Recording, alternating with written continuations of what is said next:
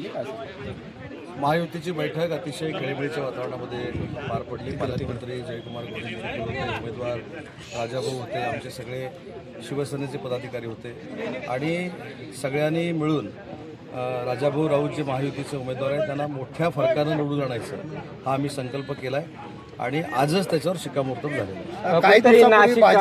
काही दिवसापूर्वी शिवसेनेत प्रवेश केलेले पंढरपूरचे भगीरथ बालके जे आहेत हे बैठकीला उपस्थित नव्हते, काय सांगा? पण नगराध्यक्ष उपस्थित होते, त्यांचे बंधू देखील उपस्थित होते, अनिल सावंत देखील उपस्थित होते, सगळे उपस्थित होते.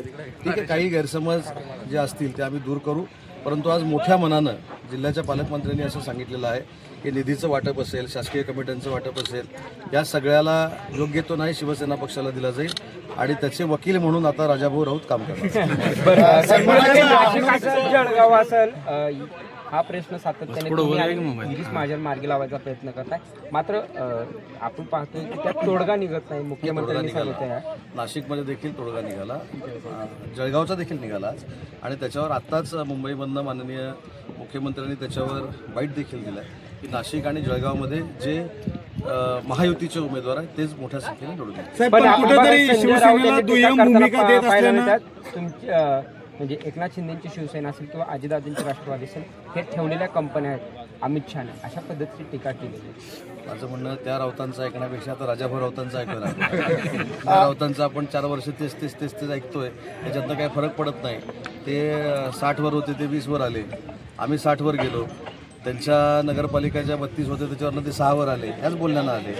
महानगरपालिकेमध्ये देखील आम्ही 2 नंबर लावले. त्याच्यामुळं आज आम्ही जे सगळे जमलेलो होतो ते त्या राऊत साहेबांसाठी नाही, ह्या राऊत साहेबांसाठी. शेतकरी कर्जमाफी व्हावी यासाठी आमदार रोहित पवार यांचं पंढरपुरात जे ते अन्नत्याग आंदोलन त्यांनी सुरू केलेलं आहे, आपण कसं पाहता आणि सरकार म्हणून यावरती काय उपाय 50 लाखपेक्षा जास्त शेतकऱ्यांना कर्जमाफी झालेली आहे. आचारसंहितेमुळं आम्हाला जाहीररित्या हे सांगता येत नाही आहे. पण आता जर कर्जमाफी झालेली आहे, 50,000पर्यंत सानुग्रह अनुदान मी देतोय.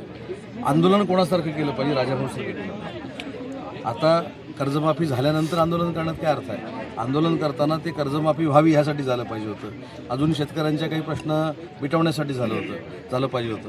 आज आमचे विधान परिषदेचे उमेदवार हे फक्त उमेदवार नाही तर त्यांनी शेतकऱ्यांसाठी देखील हालअपेष्टा सहन केलेला आहे, त्यांनी सर्वसामान्य माणसांसाठी देखील हालअपेष्टा सहन केलेल्या आहे. अशा पद्धतीचे आंदोलनं लागतात. एखादी गोष्ट होणार आहे किंवा झालेली आहे त्याचं श्रेय घेण्यासाठी कोणी आंदोलन करतो. त्या अटी जायचं काय, त्या अटी रद्द कराव्यात या प्रमुख अटीच्या बाबतीमध्ये पात्र शेतकऱ्यांना कुठेही अडचण येणार नाही ही दक्षता महाराष्ट्र शासन घेईल. राष्ट्रवादी शरद पवार गट काँग्रेसमध्ये आंदोलनासंदर्भातली कुठेतरी आमदार रोहित पवार स्टंटबाजी करतात. त्यांची स्टंटबाजी सुरू आहे की मला माहीत नाही, पण इथे पत्रकारांची मॅच सुरू आहे. त्या पत्रकारांच्या मॅचसाठी मी आलो होतो. आमच्या मनीषजी जे आमचे शिवसेनेचे पदाधिकारी आहेत त्यांनी हा चांगला उपक्रम या ठिकाणी केला आणि अजून एक आनंदाची गोष्ट मी महाराष्ट्रातल्या सगळ्या टेनिस खेळणाऱ्या पत्रकारांसाठी इथनं जाहीर करतो की बाळशास्त्री जांभेकरांच्या नावानं फार मोठा पत्रकारांसाठीचा एक टेनिस चषक हा दरवर्षी शिवसेनेच्या माध्यमातून घेतला जाईल.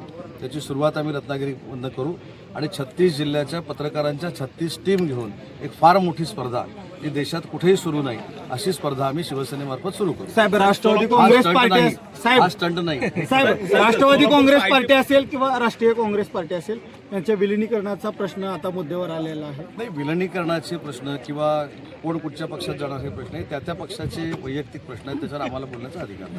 आपल्या बार्शीचे आमदार आहेत दिलीप सोपल साहेब बार्शीचे आमदार आहेत दिलीप सोपल हे शिवसेनेच्या एकनाथ शिंदे सोबत नगरपालिकेच्या निवडणुकीमध्ये आलेले होते. आता विधान परिषदेची निवडणूक आहे, राजाभाऊ स्वतः आहेत, त्यांचे जे कट्टर विरोधक जे आहेत ते राजाभाऊ आहेत आणि दिलीप सोपलांची निवडणूक आतापर्यंत आपण इतिहास बघितलाय, पण त्यांना कशी समजूत घालण्यात सांगतो की महायुतीचे उमेदवार राजाभाऊ आहे आणि फार मोठ्या फरकानं राजाभाऊ निवडून.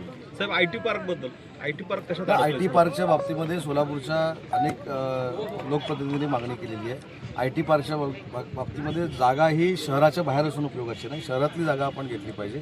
आचारसंहिता झाल्यानंतर मी आत्ताच आमच्या खासदार ज्योतिताई वाघमारे यांनी जेव्हा हा मुद्दा या ठिकाणी सांगितला तेव्हा मी 10 तारखेला 10 जुलैला एका कार्यक्रमासाठी सोलापूरमध्ये आहे, तर या सगळ्या संदर्भातले अधिकारी आणून कुठच्या पद्धतीची इंडस्ट्री सोलापूर आणि सोलापूरच्या परिसरामध्ये सुरू होऊ शकते याच्यासाठी आम्ही एक कार्यशाळा घेतो. साहेब, तुम्ही म्हणताय शिवसेनेचे कार्यकर्ते नाराज होते, सगळं झालं, पण शिवसेनेच्या कार्यकर्त्यांची काल महायुतीची देखील बैठक झाली.